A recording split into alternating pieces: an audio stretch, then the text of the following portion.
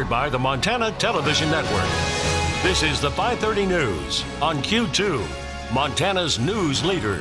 Good evening and thanks for joining us tonight. I'm Jay Cohn. And I'm Jeanelle Slade. A Billings man is dead and a police officer on leave tonight after a second officer-involved shooting in less than 24 hours. What started as an apparent domestic issue quickly turned into a holdup at Lucky Lil's Casino on Grand, then escalated into a fatal encounter between police and the suspect. Officers say the man threatened patrons and then disobeyed police orders. Q2's Asia Gore has the latest.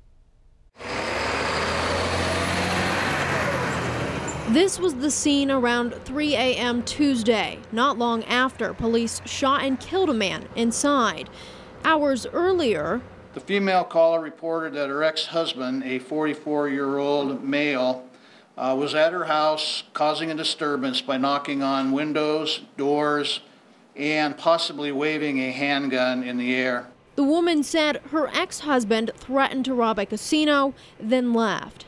Officers knew the suspect from past dealings and that there was an active temporary restraining order that needed to be served. Police located the man here outside the Lucky Lil's Casino and ordered him to surrender. Instead, he went inside. Once inside, the officers saw the suspect waving the gun and threatening people. Patrons were yelling, screaming, ducking for cover, or looking to escape. Officers ordered the man to drop the weapon. The suspect failed to comply and yelled at one point that he had hostages. The officer, believing lives were in jeopardy, fired multiple rounds from his patrol rifle. The shots, fired by Sergeant Brett Becker, took the man down. The suspect began to reach for something on the floor. Believing that it was the handgun, the officer fired again and downed the suspect. The man was taken to the hospital where he was pronounced dead. No one else was injured. In Billings, I'm Asia Gore, MTN News. Thank you, Asia. Now, officers learned after the shooting the man's weapon was actually a pellet gun. It's unclear whether the man was under the influence of any drugs or alcohol, and his name has not yet been released. This morning's fatal shooting comes less than 24 hours after another officer-involved shooting. In that case, Monday morning, a man with a knife refused to put down his weapon and charged at Billings police officers. The man, identified today as 29-year-old Zachary Hoven, was shot 3 times in the upper torso and died. Officers were called to the Sandra Apartments on North 32nd Street for a report of a man screaming and swinging a knife around his apartment. When police arrived, Hoven began throwing knives at the officers in the alley. The group of officers then entered the building and Hoven stormed out of his apartment with a knife raised. The officers retreated, but Hoven continued to advance and did not respond to orders to drop his weapon. Hoven later died at the hospital. The officer who shot him and a second officer who tased Hoven are both now on leave. This morning's police-involved shooting marks the 5th in Billings in the past 6 months. In addition to the 2 deadly encounters this week, it was back in October that Roderick Littlebear was shot by police outside the Lazy KT Motel. He survived that shooting.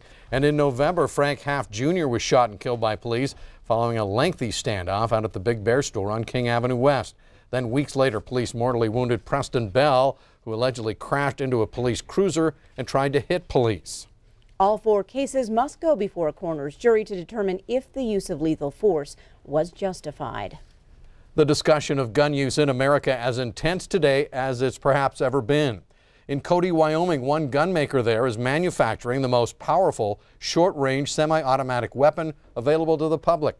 Q2's Dustin Kleeman traveled to take a look at the unmatched power and what the company hopes to achieve. It can handle anything from prairie dogs to pachyderms to Peterbilts. Trucks stopping power in a platform weighing less than 10 pounds. Got a little bit better defense than bear spray. That's how Bighorn Armory markets the AR-500 semi-auto rifle. Our guns are designed around the concept of dealing with dangerous game. Like all of our products, it's a big bore product. That's really our focus, and it's been our focus from day one. Bighorn Armory operates just outside the town of Cody in a shop on a private residence. The small crew takes pride in their work, products like its lever guns that will stand the test of time. Our first product was a lever gun chambered in .500 Smith & Wesson. Now, that is the ultimate bear gun. I mean, if you're going up in the woods and you encounter a grizzly bear and you're not ready for him, and he decides he wants to eat you or do something bad to you, you at least have a chance. For $2,000, you could purchase one of the most powerful weapons available to the public. Oh my goodness. As the political wind can shift the industry, Buckle attributes the discussion of gun regulations to the most recent increase in demand. They're pushing the gun control aspect of it, so demand is starting to go up again. We're seeing it right now in terms of parts availability, parts that were readily available 60 days ago. Supplies are kind of dried up because a lot of people have bought them. So it's anecdotal and it's the only thing that I can go by on that stuff, but we see it. Buckle believes the AR-500 Power should be available to the common citizen. There's the bullet. Because it cut there, and hit here. Yeah. The Second Amendment is about having the same guns as the military has. I mean, that's, if you read the guys who wrote it and the guys who debated it in the Continental Congress, that's what it's all about. The idea is everybody's part of the militia, so everybody should have access to weapons that are bigger, better, they can do the job against all enemies, foreign and domestic. But Bighorn Armory hopes to also market the weapon to the military. I mean, what's the difference in when you feel this power as opposed to what you shot as a Marine? Compared to an M16, there is no comparison. This is much better option, much more stopping power, easy platform to manipulate. Personally, I think it's a no-brainer. We make the most powerful lever gun in existence right now. We make the most powerful AR in existence right now. That's been our focus, is to make the one that does the job the best. In Cody, I'm Dustin Kleeman. Yeah, oh, that was so worth it. About time. MTN News. Dustin tells us that according to the Bureau of Alcohol, Tobacco, and Firearms, over the past 5 years, gun manufacturing in the U.S. has increased a whopping 43%. Last year alone, more than 25 million firearm background checks were conducted. Back here in Billings, the city will now move forward with an effort to transform downtown, but it comes without full support from the city council. In a close 6-5 vote late Monday, the council voted to invest $100,000 for the development and planning of the One Big Sky project. Those who spoke against it took issue with placing the burden of the project's future on the taxpayers, saying the funds could be better used elsewhere.